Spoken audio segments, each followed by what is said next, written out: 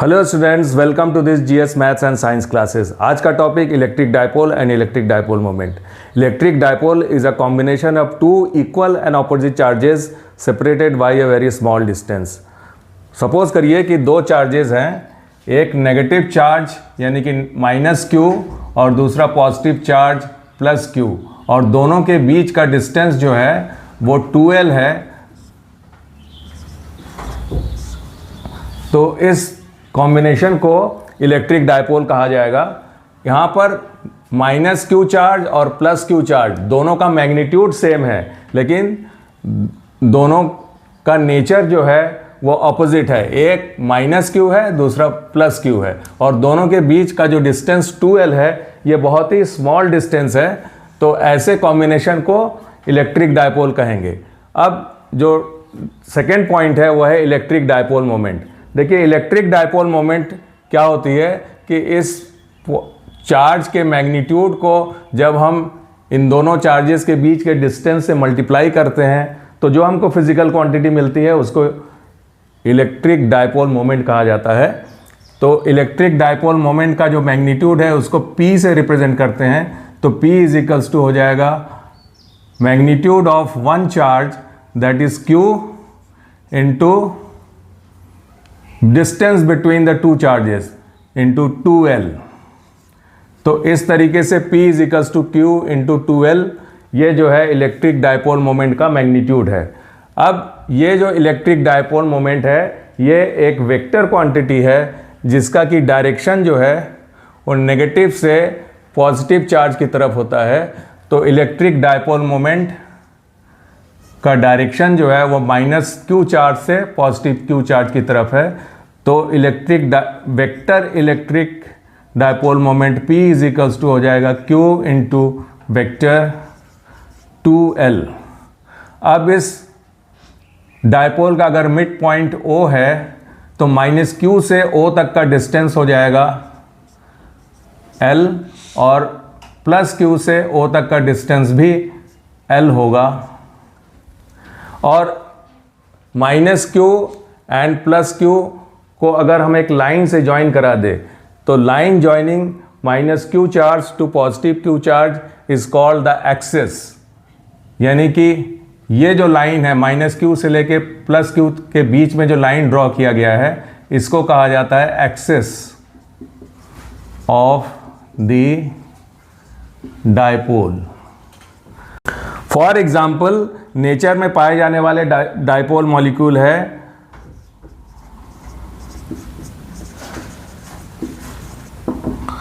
H2O molecule, NH3 molecule, alcohol, CO2 etcetera.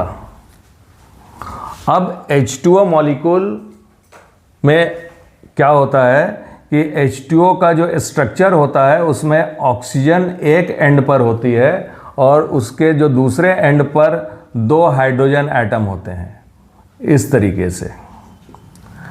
अब ये जो स्ट्रक्चर है H hydrogen atom, oxygen atom और हाइड्रोजन एटम के बीच में जो स्ट्रक्चर है, इनके बीच में हाइड्रोजन, ऑक्सीजन और हाइड्रोजन के बीच में जो एंगल होती है वो होती है 104.5 डिग्री।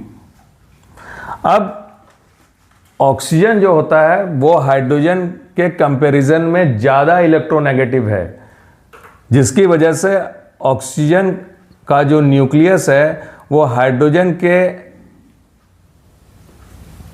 इलेक्ट्रॉन को अपनी तरफ खींच करके रखता है, दोनों हाइड्रोजन के एटम को अपनी तरफ खींच करके लगता है। यानी कि electron of both the hydrogen atoms are more inclined towards the nucleus of the oxygen atom, because oxygen is more electronegative than hydrogen atom. और इसकी वजह से क्या होता है कि ऑक्सीजन के ऊपर पार्शियली नेगेटिव चार्ज हो जाता है और हाइड्रोजन के ऊपर पार्शियली पॉजिटिव चार्ज हो जाता है।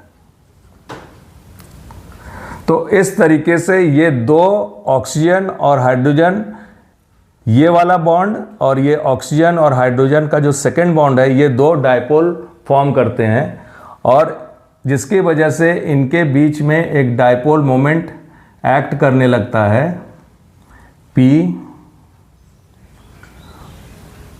और इधर भी ऑक्सीजन एटम और हाइड्रोजन के बीच में एक डायपोल मोमेंट एक्ट करता है और जिसका की डायरेक्शन ऑक्सीजन से हाइड्रोजन की तरफ, इस वाले बॉन्ड में भी और इस दूसरे बॉन्ड में भी डायपोल मोमेंट का डायरेक्शन ऑक्सीजन से हाइड्रोजन की तरफ होती है। अब इन दोनों डायपोल मोमेंट का जो रिजल्टेंट डायपोल मोमेंट होता है वो इन दोनों हाइड्रोजन के जो एंगल है 104.5 डिग्री, इसके बीचों बीच से होकर के गुजरता है और इसका जो नेट डायपोल मोमेंट होगा वो ऑक्सीजन से हाइड्रोजन की तरफ होगा और जो कि बीचों बीच से होकर के जाएगा।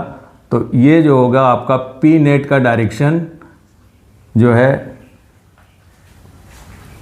Middle of the angle between hydrogen oxygen and hydrogen bond. अब इस पी नेट का जो मैग्नीट्यूड है, उस पी नेट का मैग्नीट्यूड है P net equals to P 2p cos theta by 2, where theta की जो वैल्यू है theta is equals to 104.5 degree. अब पी नेट की वैल्यू होती है 1.85 D by in SI unit P net की वैल्यू होती है 6.17 इंटू 10⁻⁻³ कूलाम इंटू मीटर। आज की वीडियो में बस इतना ही। हम एक नए वीडियो के साथ फिर हाजिर होंगे जिसमें हम लोग डिस्कस करेंगे इलेक्ट्रिक फील्ड। देखिए डायपोल का जो है टोटल चार्ज जो होता है डायपोल का वो ज़ीरो होता है, लेकिन डायपोल का जो इलेक्ट्रिक फील्ड है, डायपोल की वजह से जो इलेक्ट्रिक फील्ड होती है उसके सराउंडिंग में, वो ज़ीरो नहीं होता है। तो हम इसके बाद के जो वीडियो में है उसमें हम लोग डिस्कस करेंगे कि electric field on the axis of dipole और electric field on the equatorial line of the dipole.